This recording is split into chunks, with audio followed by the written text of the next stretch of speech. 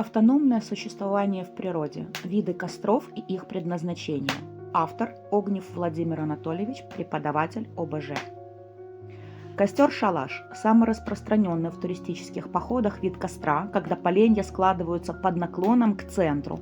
При этом поленья сгорают достаточно быстро посередине, в верхней части, собирая основные угли по центру. Такой вид хорош для быстрого приготовления пищи в походных условиях, разогрева чайника. Для согревания ночью он не подходит, поскольку основной жар сосредоточен посередине на одном месте. Костер-колодец отличается от шалаша тем, что позволяет приготовить пищу в нескольких емкостях одновременно. Его конструкция состоит из расположенных на небольшом расстоянии параллельно друг другу двух длинных поленьев, поперек которых сверху кладутся еще два полена. Таким образом, конструкция выкладывается до достижения необходимой высоты. Приготовление нескольких блюд одновременно возможно благодаря тому, что обеспечивается необходимый доступ кислорода и равномерное распространение огня по длине дров.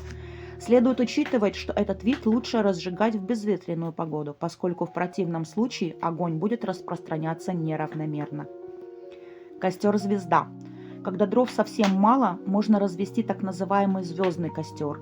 Он очень экономит при расходе топлива, но его нельзя оставлять без присмотра, например, ночью, поскольку необходимо подвигать бревна по мере их сгорания от окраин к центру. Звезда выкладывается таким образом, чтобы по радиусу костра были выложены бревна в длину, на угли, начиная от самого центра. Если нужно поддерживать огонь на медленном горении, периодически подвигая новые дрова к старым, то этот вид является самым подходящим. Костер нодья. Нодья способна обогревать группу людей во время похода на протяжении всей ночи без добавления дров, даже зимой при низких температурах. Она складывается из 3 толстых и длинных бревен длиной не менее 2 или 3 метров. Для розжига нодий используются угли, полученные во время розжига обычного костра, который разводится рядом. Они подсыпаются во всю длину одного выложенного бревна, которое сверху закрывается хворостом или еловыми ветками.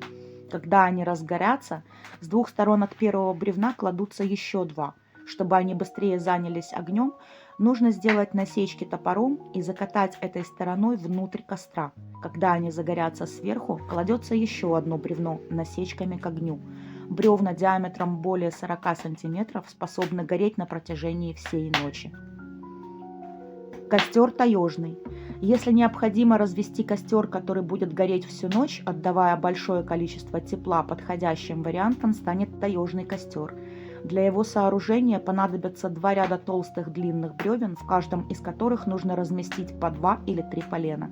Эти ряды должны пересекаться под небольшим углом непосредственно над углями. Причем первый ряд нужно укладывать с плотным расположением поленьев друг к другу на угле, а второй над ним сверху под углом.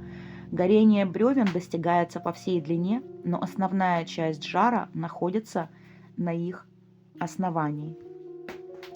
Костер-пирамида. Пирамиду можно использовать для ночного обогрева лагеря. Для этого используют 2 толстых бревна, расположенных параллельно друг другу. Поперек них нужно положить еще несколько аналогичных бревен.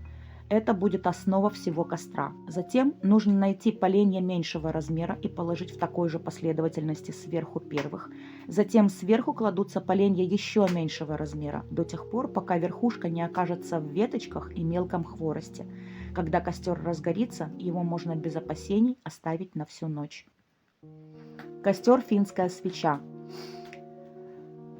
Назначение финской свечи состоит в разогреве воды для чая или приготовлении пищи на охоте, рыбалке или в походе во время кратковременного привала. Такой костер не способен обогревать большую площадь вокруг себя, поскольку жар сосредоточен в самом его центре.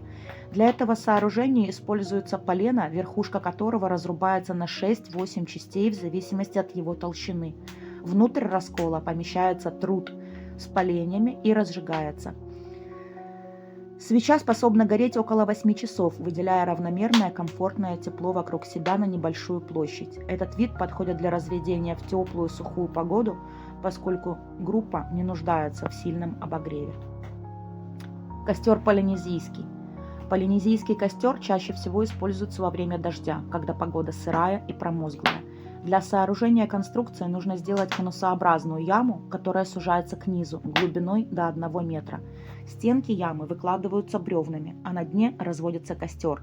Полинезийский вид костра дает много углей, которые долго поддерживают тепло и удобны не только во время дождя, но и сильного ветра. Костер Дакота. Почему он так назван? Дакотский очаг, он же костер Дакота, это разновидность открытого земляного костра, который отличается экономичностью и требует минимального количества дров.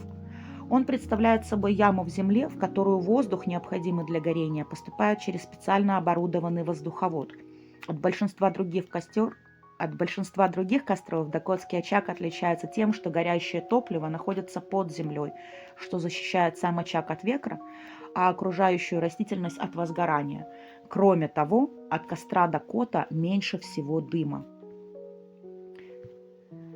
Костер-камин. Камин также используется для обогрева ночного лагеря. Он обеспечивает длительное горение бревен, поскольку его конструкция такова, что по мере сгорания нижних бревен скатываются верхние и начинают гореть.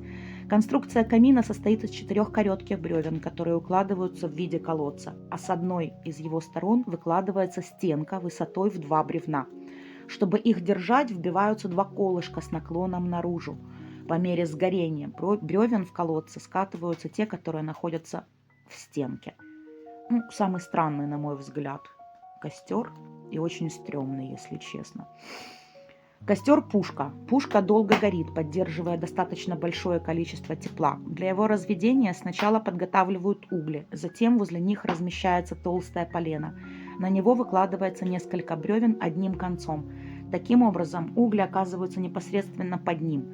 Они разгораются и длительное время дают хорошее тепло. По мере их сгорания можно заменять на новое. Пушка очень похожа на нодью. Способы добывания огня в автономном режиме существования. Бонус плюс. Добыча огня трением. Это можно очень хорошо посмотреть у выживальщиков, особенно, не вспомню сейчас, как зовут, хороший канал. Добыча с помощью линзы. Добыча огня при помощи разных линз. Из кулечков, из компасов, из презервативов. Добыча огня с помощью батарейки и фольги. Достаточно опасный способ, и в принципе тут же сажают батарейку, если честно. И, кстати, нельзя использовать на батарейках, которые литиевые, потому что может вспыхнуть прямо в руках сама батарейка. Способы домывания огня. При помощи оптической линзы, кремня и кресала, лука и палочки, батарейки и фольги, рефлектора от фонарика, аккумуляторные батареи, осторожно, потому что это литиевая батарея, растирание смеси марганцовки и сахара, 9 частей марганцовки, 1 часть сахара. И, собственно говоря, на этом мы закончим. Дополнительные прикольные варианты на канале. Кстати, на канале есть очень забавное видео о том, как разговаривает между собой спецназ. Можете посмотреть. Все, до новых встреч. На этом мы заканчиваем пока с кострами и займемся чем-нибудь другим.